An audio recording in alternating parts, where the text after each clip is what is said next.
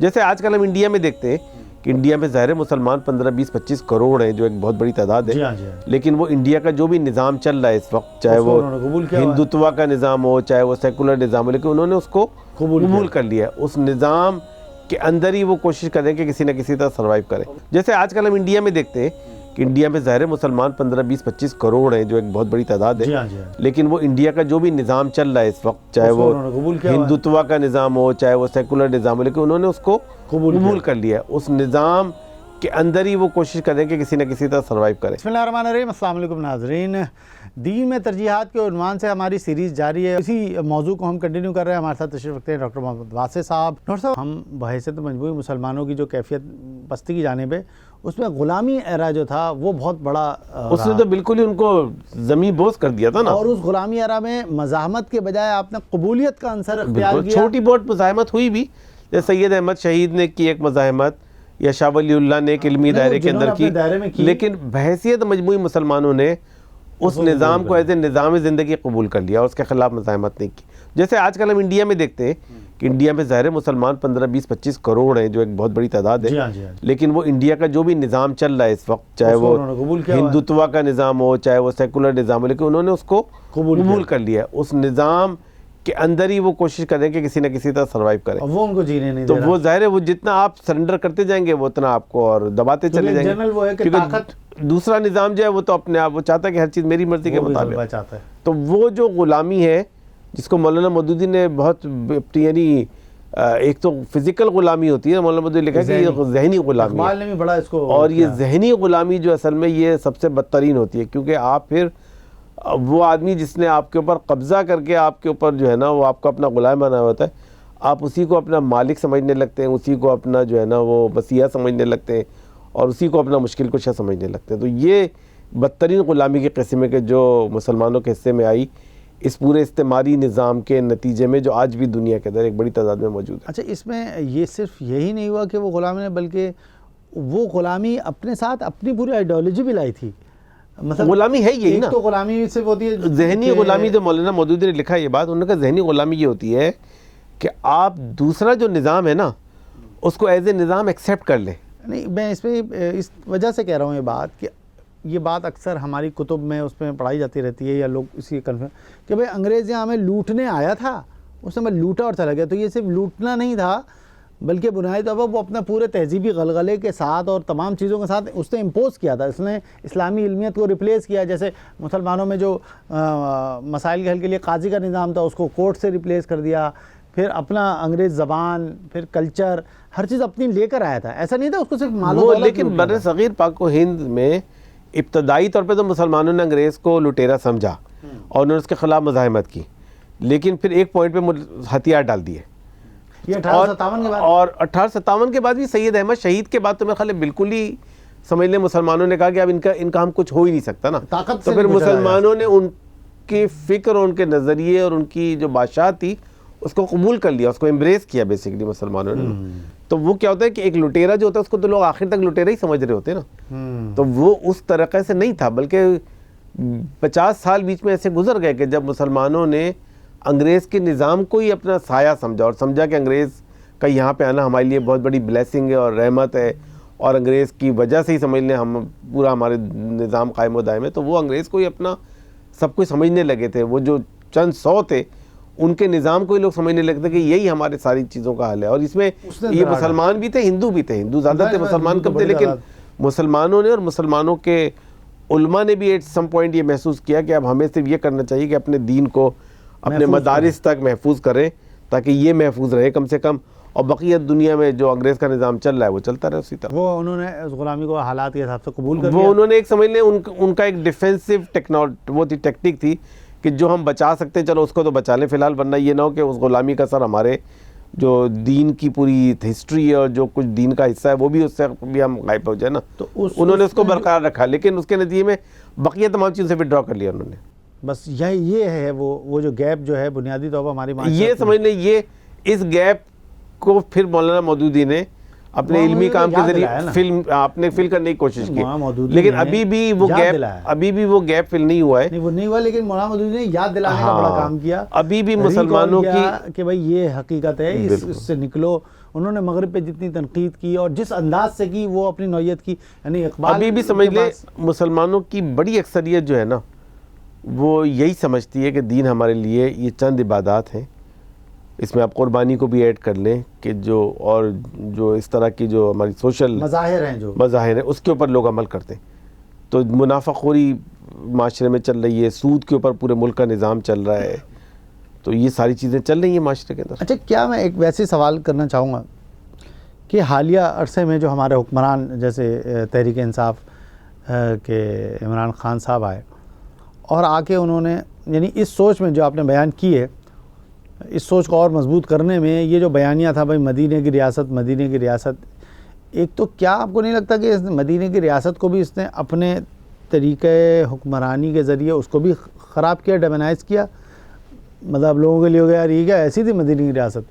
اور یہ بھی کیا اس نے نہیں کیا کہ بھائی ان بنیادی چیزوں کا جو بحیثیت حکمران وہ ختم کر سکتا تھا، جیسے سود ہے، جو بڑی بڑی چیزیں ہیں، پہلے تو بہت کچھ ہوتا ہے اختیار میں،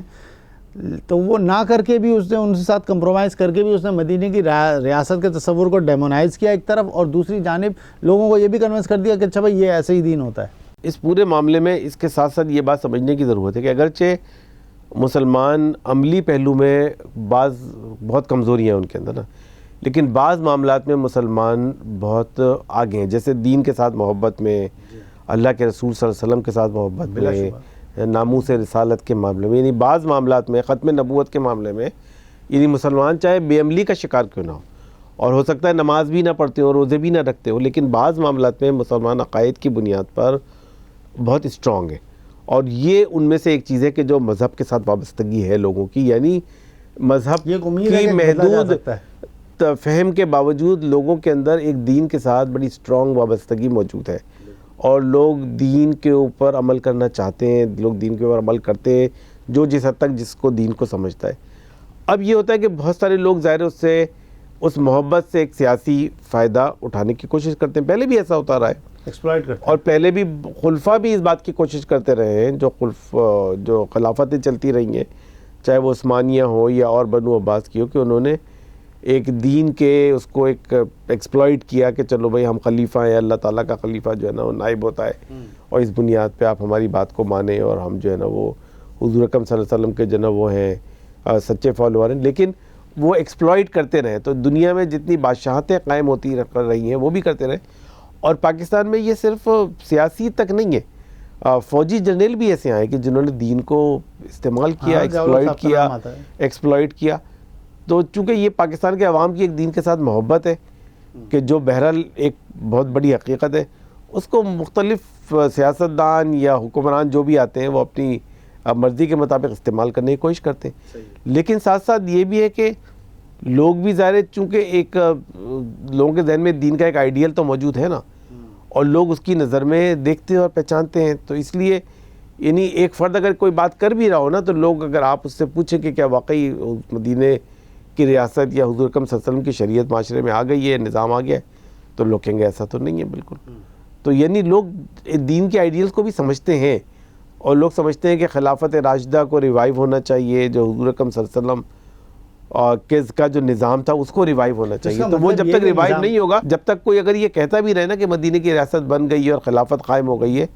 تو بھی میرا خیال ہے کہ مسلمانوں کی جو عام اجتماعیت ہے وہ اس کو قبول نہیں کرے گی. کچھ لوگ ہو سکتا ہے قبول کر لیں، لیکن مسلمانوں کی عام اجتماعیت اس کو قبول نہیں کرے گی. نہیں، لیکن وہ بیسیکلی قبول نہ کرنا یا قبول کر لینا یا توقع باندھ لینا اس بات کی علامت ہے کہ ان کو بھی پتہ ہے کہ نہیں دین پورے نظام کا نام ہے، تبھی تو اس ریاست اسلام. ہاں مطلب وہ ریکال کا جو عمل ہے ہم نے کب بھلا دیا مسلمانوں نے اور ان چیزوں کو سمجھ لیا. تو یہ جب عمران خان نے یا کسی نے پہلی بار ریاست کو مطلب مدینے کی ریاست کے تصور میں پیش کیا کہ بھائی پورا ایک کوئی مدینہ نبی صلی اللہ علیہ وسلم کا بھی کوئی ہو سکتا ہے، تو وہ یہ وہی بات جو بھلا دی گئی تھی وہ ریکال نہیں، اس کے ساتھ وابستگی تو ہے، اس کے ساتھ ایز اے آئیڈیل وابستگی ہے، وہ ہمارا ایک آئیڈیل ہے. لیکن جو وہ وابستگی جو ہونی چاہیے نا کہ بندے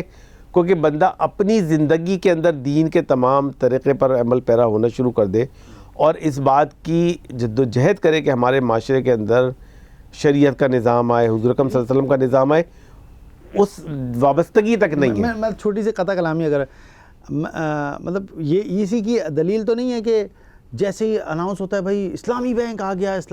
گیا اور لوگ مطلب رجوع شروع کر دیتے ہیں، مضاربہ آ گیا، مطلب جب جیسے ان کو آپشن ملتا ہے تو اس جانب رجوع بھی بڑھتا ہے. یہ صحیح ہے، ایک دائرے میں یہ بات صحیح ہے کہ لوگ ظاہر اسلامی چیزوں کو پسند کرتے ہیں. اب دیکھو نا اسلامی شہد بک رہے ہیں تو لوگ، اب ہوتا یہ ہے کہ لوگ چونکہ اسلام کے ساتھ لوگوں کی وابستگی ہے تو لوگ جو مارکیٹ کرنے والے ہوتے ہیں، جو بزنس کرنے والے ہوتے ہیں، یا جن کے اور بھی سیاسی یا سماجی مفادات ہوتے ہیں، وہ اس کو ایز اے ٹول یوز کر رہے ہیں. جیسے معاشرے میں حجامہ کا ایک رواج شروع ہو گیا جی، حجامہ ہے، ظاہر حجامہ ایک مسنون طریقہ ہے تو اس کو لوگ ایز اے سنت سمجھ کے اس کو اپلائی کرتے ہیں. یا اونٹنی کا دودھ پی رہے ہیں لوگ بڑے پیمانے پہ. تو کیا ہے کہ یہ بہت ساری چیزیں ایسی ہیں کہ جو اس کو لوگ جس کو اڈاپٹ کر لیتے ہیں لوگ، جہاں ظاہر جس طرح کا ان کی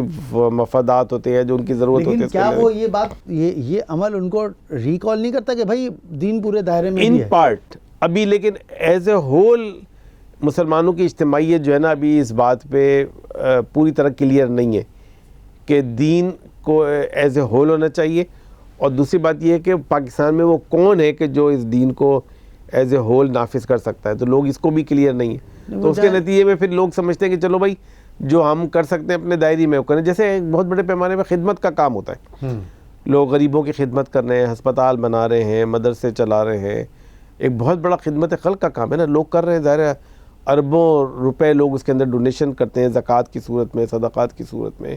تو یہ لوگ سمجھتے ہیں کہ چلو یہ ہمارے دین کی ایک رسپانسبلٹی ہے جو ہمارے اوپر، جو ہمیں کرنی چاہیے. لیکن ظاہر ہے یہ کام در حقیقت تو ریاست کے کرنے کا ہوتا ہے، اسلامی ریاست کے کرنے کا کام ہے کہ سارے کے سارے کام کرے. لیکن لوگوں نے اپنے طور پہ اس کام کو کیا ہوا ہے، اس کو ریپلیس کر دیا لوگوں نے ایک دائرے کے اندر. لیکن اس کے باوجود بھی بہت بڑی تعداد میں لوگ ابھی بھی یعنی خواہش تو اس بات کی رکھتے ہیں کہ ہمارے معاشرے کے اندر شریعت کا نظام آ جائے اور زندگی کے تمام معاملات کے اندر اللہ کا دین نافذ ہو جائے، اس کو خواہش رکھتے ہیں. لیکن ابھی میرا خیال ہے جو ایک عام مسلمانوں کا دین کا فہم ہے وہ اتنا واضح اور کلیئر نہیں ہے اس معاملے میں. بر صغیر کے اندر اس بات کی بڑی اہمیت ہے کہ آپ کے حکمرانوں کا کیا رویہ رہا ہے. اور دوسری بات یہ کہ اس دور کے اندر وہ جو اس دور کے علماء تھے ان کو سرکاری سرپرستی تھی یا نہیں تھی، اور ان کا امپیکٹ کیا تھا معاشرے کے اندر. تو ہمارے معاشرے میں بھی دینی جماعتوں کا اور دینی افراد کا تو ایک امپیکٹ ہے. سیاسی امپیکٹ کم ہے، معاشرتی زیادہ ہے. جب سیاست کے اندر علماء آئے بھی ہیں تو بھی وہ بحیثیت مجموعی دین کے نظام اور شریعت کو سامنے لے کر نہیں آئے، بلکہ وہ ایک محدود دائرے کے اندر جو سیاست ہو رہی ہے وہ کر رہے. تو ایک وہ بھی وجہ ہے اس کی. لیکن پھر بھی معاشرے میں ایک امپیکٹ ہے دینی افراد کا، دینی شخصیات کا، سیاسی جماعتوں کا. وہ اتنا نہیں ہے کہ جتنا اور دیگر جماعتیں ہیں. جب سیاست کے اندر علماء آئے بھی ہیں تو بھی وہ بحیثیت مجموعی دین کے نظام اور شریعت کو سامنے لے کر نہیں آئے، بلکہ وہ ایک محدود دائرے کے اندر جو سیاست ہو رہی ہے وہ کر رہے. تو ایک وہ بھی وجہ ہے اس کی. لیکن پھر بھی معاشرے میں ایک امپیکٹ ہے دینی افراد کا، دینی شخصیات کا، سیاسی جماعتوں کا. وہ اتنا نہیں ہے کہ جتنا اور دیگر جماعتیں ہیں.